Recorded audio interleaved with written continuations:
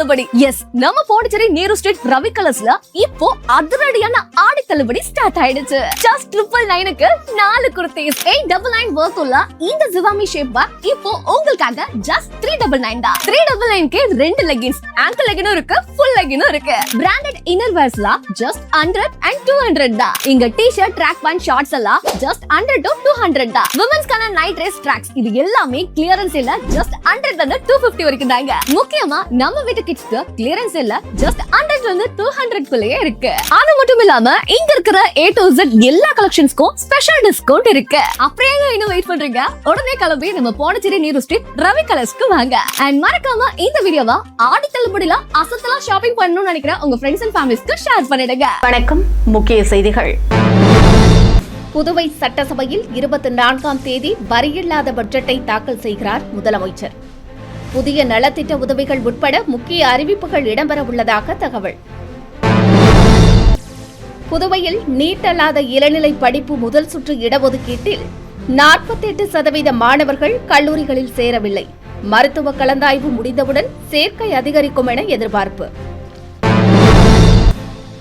ஓணம் பண்டிகையொட்டி புதுச்சேரியிலிருந்து மாஹேவிற்கு சிறப்பு பேருந்து இயக்கம். புதுவை சாலை போக்குவரத்து கழகம் அறிவிப்பு. புதுவையில் பகலில் சுட்டெரிக்கும் வெயில், இரவில் மழை என மாறுபட்ட தட்பவெப்பநிலை. சிரமத்துக்கு ஆளாகும் பொதுமக்கள். இனி விரிவான செய்திகள். புதுவையில் சட்டமன்றம் 24ஆம் தேதி கூட உள்ள நிலையில் முதியோர் உதவித்தொகை உயர்வு உள்ளிட்ட முக்கிய அறிவிப்புகள் வெளியாகும் என எதிர்பார்க்கப்படுகிறது. புதுச்சேரி சட்டசபையில் கடந்த பிப்ரவரி மாதம் 5 மாத அரசு செலவினங்களுக்கு 5396 கோடி இடைக்கால பட்ஜெட் தாக்கல் செய்யப்பட்டது. தேர்தலுக்கு பிறகு என்ஆர் காங்கிரஸ் பாரதிய ஜனதா கூட்டணி ஆட்சி மீண்டும் அமைந்தது.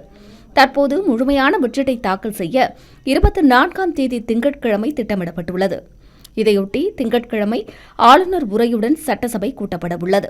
தொடர்ந்து ஆளுநருக்கு காவல்துறையின் அணிவகுப்பு மரியாதை அளிக்கப்பட உள்ளது. இதையடுத்து தமிழ்த்தாய் வாழ்த்துடன் சட்டசபை நிகழ்வுகள் தொடங்குகின்றன. ஆளுநர் கைலாஷ்நாதன் உரையாற்றுகிறார். தொடர்ந்து மாலை 3 மணிக்கு மீண்டும் சட்டசபை கூட்டப்படுகிறது. தொடர்ந்து மாலை 3 மணிக்கு சட்டசபை கூட்டப்பட உள்ள நிலையில் நிதி பொறுப்பு வகிக்கும் முதலமைச்சர் 14,300 கோடிக்கான பட்ஜெட்டை தாக்கல் செய்ய உள்ளார். இதையடுத்து சட்டசபை ஒத்திவைக்கப்பட உள்ளது. முதலமைச்சர் ரங்கசாமி எப்போதும் வரியில்லாத பட்ஜெட்டை தாக்கல் செய்வதை வழக்கமாக கொண்டுள்ளார். அதேபோல இந்த முறையும் புதிய வரியில்லாத பட்ஜெட்டை தாக்கல் செய்ய உள்ளார். முதியோர் உதவித்தொகை உயர்வு, மகளிர் நலத்திட்டம், இளைஞர் வேலைவாய்ப்பு, உள்கட்டமைப்பு மேம்பாடு, புதிய நலத்திட்ட உதவிகள் உட்பட பல முக்கிய அறிவிப்புகள் பட்ஜெட்டில் இடம்பெறும் என எதிர்பார்க்கப்படுகிறது. நீட் அல்லாத இளநிலை படிப்புகளுக்கு 2வது சுற்று விருப்ப பாடங்களை 24ஆம் தேதி திங்கட்கிழமை காலை 10 மணிக்குள் சமர்ப்பிக்க வேண்டும் என்று சென்டாக் அறிவுறுத்தியுள்ளது. புதுச்சேரியில் நீட் அல்லாத இளநிலை படிப்புகளில் மொத்தம் 10,810 இடங்கள் உள்ளன. இதற்கான மாணவர் சேர்க்கைக்கு சென்டாக்கில் 12,290 மாணவர்கள் விண்ணப்பித்திருந்தனர். கடந்த 14ஆம் தேதி முதல் சுற்று இடங்கள் ஒதுக்கீடு பட்டியல் சென்டாக் இணையதளத்தில் வெளியிடப்பட்டது. மொத்தம் 7,590 இடங்கள் முதல் சுற்றில் ஒதுக்கப்பட்டது. முதல் சுற்றில் இடம் ஒதுக்கப்பட்டவர்கள் 19ஆம் தேதிக்குள் கல்லூரிகளில் சேர வேண்டும் எனவும் அறிவுறுத்தப்பட்டிருந்தது. இதில் 3,919 பேர் மட்டுமே கல்லூரிகளில் சேர்ந்துள்ளனர். 3,671 மாணவர்கள், அதாவது 48% பேர் கல்லூரிகளில் சேரவில்லை.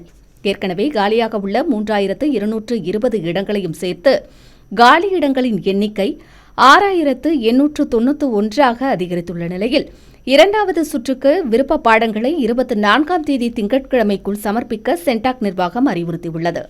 மருத்துவ கலந்தாய்வு நடத்தப்படாததால் மாணவர் சேர்க்கை குறைவாக உள்ளதென்றும், கலந்தாய்வு முடிந்தவுடன் பொறியியல், கலை அறிவியல் படிப்புகளில் மாணவர் சேர்க்கை அதிகரிக்கும் எனவும் சென்டாக் அதிகாரிகள் தெரிவித்துள்ளனர். ஓணம் பண்டிகையொட்டி 25ஆம் தேதி புதுச்சேரி சாலை போக்குவரத்து கழகம் சார்பில் மாஹேவிற்கு சிறப்பு பேருந்து இயக்கப்பட உள்ளதாக தெரிவிக்கப்பட்டுள்ளது. இது தொடர்பாக புதுச்சேரி சாலை போக்குவரத்து கழக பொது மேலாளர் வெளியிட்டுள்ள செய்திக்குறிப்பில், புதுச்சேரியிலிருந்து மாஹிக்கு வரும் 25ஆம் தேதி மாலை 6 மணிக்கு ஓணம் பண்டிகையொட்டி சிறப்பு பேருந்துகள் இயக்கப்படுவதாக தெரிவித்துள்ளார்.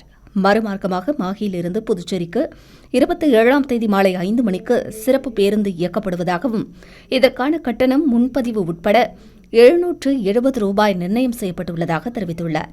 புதுச்சேரி பேருந்து நிலையம் மற்றும் மாஹியில் உள்ள கழக முன்பதிவு அலுவலகங்களில் முன்பதிவு செய்து கொள்ள வேண்டும் என்று அறிவுறுத்தியுள்ள அவர், பயணிகள் இந்த வசதியை பயன்படுத்திக் கொள்ளுமாறும் கேட்டுக் கொண்டுள்ளார். புதுவையில் பகல் நேரங்களில் வெப்ப காற்றுடன் வெயில் சுட்டெரிப்பதால் பொதுமக்கள் மற்றும் வாகன ஓட்டிகள் கடும் அவதியடைந்துள்ளனர்.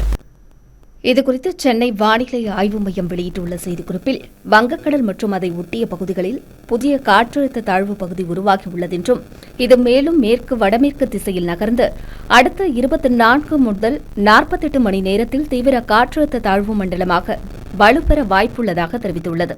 இதன் காரணமாக கடலோர மாவட்டங்கள் மற்றும் உள் மாவட்டங்களில் மேகமூட்டம் அதிகரித்து காற்றுடன் கூடிய மழை பெய்ய வாய்ப்புள்ளதாகவும் தெரிவிக்கப்பட்டுள்ளது. இந்நிலையில் புதுச்சேரியில் நடப்பாண்டுகளில் ஏப்ரல் மே மாதங்களை விட ஜூன் மாதங்களில் மட்டுமே அதிக அளவில் 100 டிகிரி வெயில் பதிவானது. ஆனால் இந்த ஆண்டு ஜூலை மாதம் தொடங்கிய பிறகும் கூட புதுச்சேரியில் வெயிலின் தாக்கம் அதே நிலையில் நீடித்து வருகிறது. கடந்த சில தினங்களாக புதுச்சேரியில் அவ்வப்போது வான மேகமூட்டத்துடன் காணப்பட்டு குளிர்ச்சியான சூழல் நிலவினாலும் கூட பகல் நேரங்களில் வெயிலின் தாக்கம் குறையாமல் உள்ளதால் வாகன ஓட்டிகள் மற்றும் பொதுமக்கள் கடும் சிரமத்திற்கு ஆளாகி வருகின்றனர். இந்நிலையில் புதுச்சேரியில் கடந்த 2 தினங்களுக்கு முன்பு பலத்த மழை பெய்த நிலையில் மழை பெய்த சுவடே தெரியாத அளவில் வெயிலின் தாக்கம் அதிகரித்துள்ளது. பகல் நேரங்களில் வெயில், இரவு நேரங்களில் மழை என மாறுபட்ட தட்பவெப்பநிலை காரணமாக பொதுமக்கள் கடும் சிரமத்திற்கு ஆளாகியுள்ளனர். புதுவை ராஜீவ்காந்தி அரசு கால்நடை மருத்துவக் கல்லூரி பட்டமளிப்பு விழாவில் முதலமைச்சர் ரங்கசாமி கலந்து கொண்டு மாணவர்களுக்கு பட்டங்களை வழங்கி வாழ்த்து கூறினார். புதுச்சேரி கம்பன் கலையரங்கில் ராஜீவ்காந்தி அரசு கால்நடை மருத்துவக் கல்வி மற்றும் ஆராய்ச்சி நிறுவனத்தின் 27வது பட்டமளிப்பு விழா நடைபெற்றது. இதில் மாணவர்களுக்கு முதலமைச்சர் ரங்கசாமி பட்டங்கள் வழங்கி வாழ்த்து கூறினார். நிகழ்ச்சியில் 32 மாணவர்கள், 41 மாணவிகள் என மொத்தம் 73 மாணவர்களுக்கு பட்டம் வழங்கப்பட்டது. விழாவில் தற்காலிக சபாநாயகர் அன்பழகன், அமைச்சர் நமச்சிவாயம், ஊசுடு தொகுதி சட்டமன்ற உறுப்பினர் கார்த்திகேயன், கல்லூரி பேராசிரியர்கள் பலர் கலந்து கொண்டு மாணவர்களுக்கு வாழ்த்துக்களை தெரிவித்தனர். முதலியார்பேட்டை தொகுதிக்கு முக்கிய பதவி வழங்க வலியுறுத்தி முதலமைச்சரிடம் மனு வழங்குவது குறித்து தேசிய ஜனநாயக கூட்டணி கட்சிகள் ஆலோசனை நடத்தினர். புதுச்சேரி முதலியார்பேட்டை சட்டமன்ற தொகுதிக்கு கடந்த 57 ஆண்டுகளாக அமைச்சர் பதவி மற்றும் சட்டப்பேரவையில் முக்கியத்துவம் வாய்ந்த பதவிகள் வழங்கப்படவில்லை. எனவே இந்த முறையாவது முதலியார்பேட்டை தொகுதி சட்டமன்ற உறுப்பினர் ஜான்குமாருக்கு அமைச்சர் பதவி அல்லது சட்டப்பேரவையில் முக்கிய பொறுப்பு வழங்க வேண்டுமென தேசிய ஜனநாயக கூட்டணி கட்சி நிர்வாகிகள் கூட்டம் நடைபெற்றது. பாட்டாளி மக்கள் கட்சி மாநில அமைப்பாளர் கோபி என்கிற கோபாலகிருஷ்ணன் தலைமையில் தேசிய ஜனநாயக கூட்டணி கட்சி நிர்வாகிகள் ஆலோசனை மேற்கொண்டனர். இதில் முதலியார்பேட்டை தொகுதியின் நீண்ட கோரிக்கையை நிறைவேற்ற வேண்டுமென தீர்மானம் நிறைவேற்றப்பட்டது. இதையடுத்து முதலமைச்சர் ரங்கசாமியிடம் அளிக்கப்பட்ட கோரிக்கை மனுவில் முதலியார்பேட்டை தொகுதி புதுச்சேரியின் முக்கிய அரசியல் தொகுதியாக விளங்கி வருவதாகவும் இதுவரை இத்தொகுதியிலிருந்து தேர்ந்தெடுக்கப்பட்ட சட்டமன்ற உறுப்பினர்களுக்கு அமைச்சர் பதவி உள்ளிட்ட முக்கிய பொறுப்புகள் வழங்கப்படவில்லை என்றும் தெரிவிக்கப்பட்டுள்ளது. எனவே இந்த முறையாவது அமைச்சர் பதவி அல்லது சட்டப்பேரவையில் முக்கியத்துவம் வாய்ந்த பதவி வழங்கி முதலியார்பேட்டை தொகுதி மக்களின் நீண்டகால கோரிக்கையை நிறைவேற்ற வேண்டும் என்றும் கூட்டணி நிர்வாகிகள் மனுவில் வலியுறுத்தியுள்ளனர். ஆலோசனை கூட்டத்தில் என்ஆர் காங்கிரஸ், பாரதிய ஜனதா மற்றும் பாட்டாளி மக்கள் கட்சி நிர்வாகிகள் பலர் கலந்து கொண்டனர். புதுவை அரசு மருத்துவக் கல்லூரி மாணவர்கள் பல உயரிய பதவிகள் வகிப்பதாக முதலமைச்சர் ரங்கசாமி பெருமிதமாக பேசினார். புதுச்சேரி ராஜீவ்காந்தி அரசு கால்நடை மருத்துவக் கல்வி மற்றும் ஆராய்ச்சி நிறுவனத்தின் 27வது பட்டமளிப்பு விழாவில் பங்கேற்று பேசிய முதலமைச்சர் ரங்கசாமி, கால்நடை மருத்துவ படிப்பு என்பது எளிதானது அல்ல என்றும் எம்பிபிஎஸ் படிப்பை விட சிரமமாக உள்ளதாக மாணவர்கள் தெரிவித்ததாக கூறினார். தொடர்ந்து பேசிய அவர், ராஜீவ்காந்தி கால்நடை மருத்துவக் கல்லூரிக்கு சிறந்த கல்லூரி என்ற பெயர் இன்றளவும் உள்ளதாக குறிப்பிட்டார். மேலும் இங்கு பயின்ற மாணவர்கள் வெளிநாடுகள் மட்டுமின்றி வெளி மாநிலங்களில் பணியாற்றுவதாகவும் தெரிவித்தார். மேலும் அரசு மருத்துவக் கல்லூரியில் பயின்ற மாணவர்கள் உயரிய பதவிகளில் உள்ளதாகவும், காரைக்கால் வேளாண் கல்லூரியில் படித்த பல பேர் IAS அதிகாரிகளாக பணியாற்றுவதாகவும் முதலமைச்சர் கூறினார். மேலும் கால்நடைகளுக்கு சிகிச்சை அளிப்பது என்பது மனித நேயத்தோடு செய்யும் பணி என்றும் விழாவில் பெருமிதமாக பேசினார்.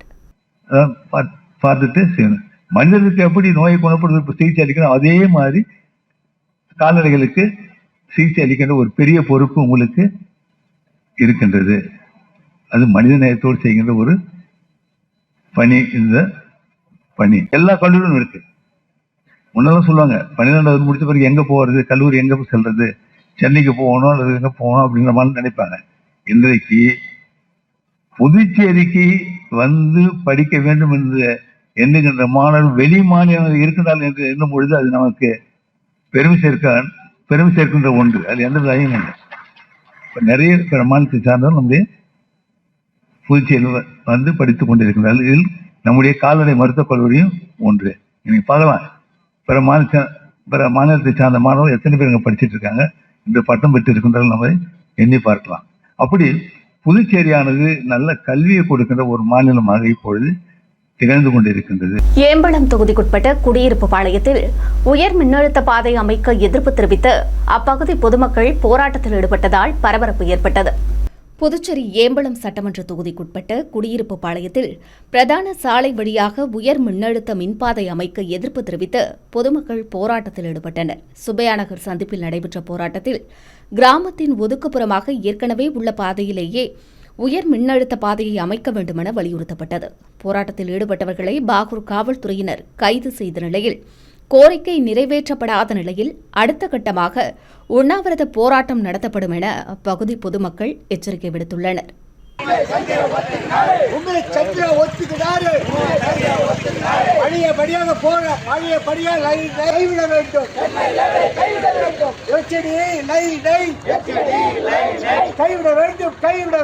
வேளாங்கண்ணிக்கு பாத யாத்திரை செல்லும் பக்தர்களுக்கு ஜெரோம் குடும்பம் சார்பில் நடைபெற்ற அன்னதான நிகழ்ச்சியில் தற்காலிக சபாநாயகர் அன்பழகன் கலந்து கொண்டு பக்தர்களுக்கு அன்னதானம் வழங்கினார்.